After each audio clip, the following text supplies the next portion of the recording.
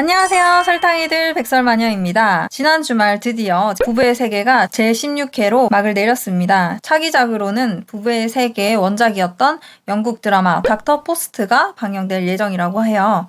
여러분 모두 부부의 세계 재밌게 보셨나요? 저는 이태호 역을 맡은 박혜준 님이 말씀하신 것처럼 이 드라마 매 회가 끝날 때마다 진짜 가족이란 무엇인지, 부부란 어떤 것인지 굉장히 심도 깊은 질문을 받는 기분이 들었습니다. 여러분은 어떤 답을 찾으셨나요? 저는 오늘 부부의 세계 애청자로서 여기에 나오는 4명의 여자 캐릭터들을 심층 분석하려고 합니다. 제일 첫 번째, 우리의 주인공 지선우인데요. 고향은 강릉이고 서울 소재 의대 가정의학과 출신입니다. 고산시 병원 부원장이자 전문의예요. 17살 당시 엄마가 바람난 아빠를 차에 태우고 동반 자살을 해버렸습니다. 이 정도 쇼킹한 사건이라면 고향 바닥에 정말 소문이 쫙 퍼졌겠죠. 그래서 강릉에서 받았던 동정심이 너무 싫어서 절대 거기에는 돌아가지 않아요. 그렇기 때문에 남편 고향인 고산에서 병원 부원장이라는 보기 좋은 타이틀에 엄청난 집착을 보입니다. 아무리 최악의 상황에서도 고산을 포기하지 않는 모습 때문에 부부의 세계가 아니라 고산의 세계가 아니냐는 댓글도 많이 보였어요. 지선우는 드라마 내내 결벽증에 가까울 정도로 완벽주의를 보여줍니다. 이런 성향의 사람들은 이성으로서 자기가 한 번 찍은 사람은 절대 놓치지 않아요. 첫사랑이랑 결혼하고도 죽을 때까지 다른 이성에게 눈길조차 주지 않는 타입입니다. 드라마 보는 내내 김윤기 선생님이 너무 불쌍하더라고요. 자존감이 엄청나게 높으면 철벽남 철벽녀가 된다고 말씀드린 적이 있죠. 그 전형적인 예입니다. 지선우가 이혼 당시 아들 준영이를 목숨 걸고 뺏어온 이유는 물론 모성애도 있었겠지만 그보다 더 중요한 것은 이태호였습니다. 이태호가 아들에게 집착하기 때문인데요. 아들을 데리고 있어야만 이태호와의 끈이 끊어지지 않기 때문이죠. 지선우가 아들 준영이를 생각했다면 절대 해서는 안 되는 행동들을 너무 많이 저질렀습니다. 준영이 입장에서 이 드라마를 본다면 초등학생 아이한테 엄마가 아빠한테 피떡이 되도록 어덕 터진 장면을 일부러 보여줍니다. 그리고 이혼한 뒤로도 엄마는 아빠를 계속 싫어하는 척 해놓고 어느 날 집에서 아빠랑 섹스하는 장면을 아들에게 들키게 돼요. 이때가 겨우 중학생인데요. 중학생 때는 그냥 평범한 집안에서도 아빠 엄마가 섹스하는 걸 우연히 소리만 듣게 돼도 토할 것 같다고 표현하는 아주 예민한 시기죠. 그리고 마지막 회에서는 상거지가 된 아빠의 모습에 충격을 먹은 아들은 안중에도 없고 엄마는 또 바로 아빠랑 식사 자리를 억지로 만들어냅니다. 여기서 정말 웃겼던 게 이 식사 장면을 저희 애랑 같이 봤거든요. 6살짜리 유치원생인데 그걸 보면서 아우 저러면 안 되지, 애를 생각해야지 이러는 거야.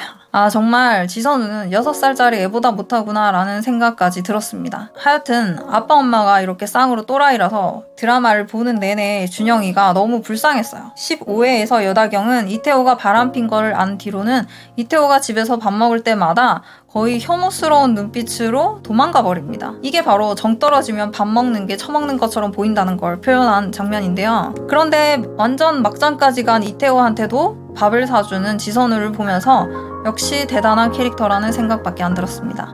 다음 캐릭터는 여다경입니다. 아빠는 사업가 여 회장이고요. 여 회장은 집안 대대로 고산시 유지입니다. 엄마는 미인대 출신. 도대체 이런 부잣집 딸내미가 어떻게 유부남이랑 엮이게 됐는지 궁금했는데 나름 서사가 있더라고요. 이태호가 직원들을 데리고 클럽으로 공연 뒤풀이를 하러 간 날 퍼포머로 참가했던 여다경을 만났다. 여다경은 또래 시시하고 유약한 남자들은 성에 안 차던 차에 노련함과 배려심, 스윗함까지 갖춘 유부남 이태호에게 빠지고 말았다 라고 인물 소개에 적혀 있었어요. 여 회장은 드라마 후반부 내내 너와 제니는 내가 끝까지 책임진다. 그러니까 언제든지 이태호 정리하고 아빠한테 와도 된다. 이런 대사를 하는데요. 솔직히 이런 친정이 있느냐 없느냐는 여자들의 이혼 여부에 정말 중요한 문제라고 생각이 듭니다. 고혜림 또한 금수저 출신이지만 엄하고 가부장적인 친정에서 이혼하면 유산을 주지 않겠다고 말해버리는 바람에 너무나 힘든 나날을 버텨야만 했죠. 하지만 똑똑한 고혜림은 결국 바람둥이 남편에게서 독립하고 카페를 차리는 결단까지 내리게 됐습니다. 이 또한 금수저 친정에서 도와주긴 했겠지만 말이죠. 고혜림은 이 드라마에서 가장 입체적인 인물입니다. 남편에 대한 마음보다 더 드라마틱한 건 지선우를 향한 마음인데요. 자신에 비해 직업도 있고 아이도 있는 지선우를 동경했지만 절대 친구가 되어주지 않는 지선우라서 질투하는 마음도 생겼습니다. 여자들 사이에서는 이런 일들이 비일비재하죠. 친구에게 애증을 가지고 있는 마음. 속으로는 엄청 좋아하면서도 겉으로는 질투하는 거죠. 제가 남자들 사이에서는 이런 케이스를 한두 명밖에 못 본 것 같은데 여자들 사이에서는 정말 자주 봅니다. 이럴 때는 그냥 좀만 잘해줘도 완전 충성 모드로 친구가 돼버리죠. 지선우가 자기 남편이랑 잤는데도 불구하고 아 몰라 완전 베프가 돼버립니다. 마지막 캐릭터는 최 회장 아내입니다. 극 중에서 이름도 안 나와요. 사모님으로 부르겠습니다. 최 회장은 여 회장의 친구고 부동산 유지로 나옵니다. 사업가 여 회장과 함께 이 세계관의 투톱으로 나오죠. 사모님은 사회에서 여 회장의 소개로 지선우를 만나게 됩니다. 남편 최 회장이 자신의 불륜 때문에 성병에 걸린 아내를 보고 완전히 겁을 먹게 됩니다. 그래서 눈치 빠르고 입이 무거울 것 같은 지선우 부원장에게 진료를 부탁한 것이죠. 근데 거기서 사모님은 이런 대사를 날립니다. 면역력 저하로 생길 수도 있고 사우나나 에스테틱 같은 데서 옮을 수도 있는 거죠. 이 대사가 뭐냐면 정말 많은 아저씨들이 이렇게 막 이야기를 해요. 조신한 아내가 성병에 걸렸을 때 할 말이 없잖아요. 출처가 자기밖에 없는데 뭐라고 합니까? 그래서 딱 저렇게 이야기해요.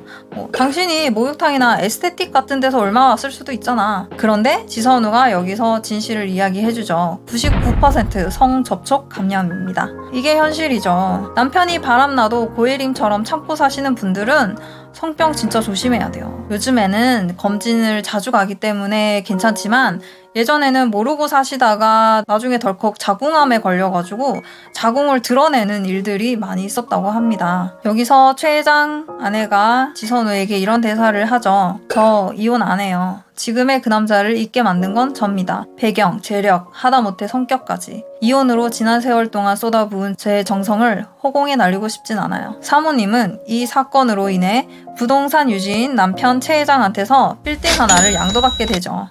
여러분이라면 어떻게 하실 건가요? 지선우처럼 오만하게 심판을 내리면서 끝까지 쫓아가 복수를 하실 건가요? 아니면 고혜림처럼 끝까지 모른 척 하실 건가요? 여다경처럼 바로 철수를 하려면 전문직이거나 지역 유지쯤 되는 친정은 있어야 되지 않을까라는 생각도 듭니다. 저는 최 회장 사모님처럼 할 것 같아요. 근데 예전에 마이크 타이슨이라는 전설적인 복서가 이런 명언을 남긴 적이 있죠. 누구에게나 그럴듯한 계획이 있다. 처맞기 전까지는. 진짜 막상 닥치면 어떻게 될지는 모르는 일이긴 하죠. 끝으로 마지막 회에서 최 회장 사모님이 한 대사로 오늘 드라마 리뷰 마치도록 하겠습니다. 그래도 자연스럽게 흘러가도록 그냥 내버려 두는 편이 더 낫지 않았을까? 어떤 관계든 너무 열정을 쏟으면 꼭 상처가 생기더라고. 다시는 그런 일이 없길 바랄게요. 이미 충분히 겪었을 테니까. 네, 오늘의 제 드라마 리뷰 끝까지 봐주셔서 정말 감사드리고요. 다음 영상에서는 또 재밌는 연애 이야기 들고 돌아오도록 하겠습니다. 그럼 다음 영상에서 다시 만나요. 안녕!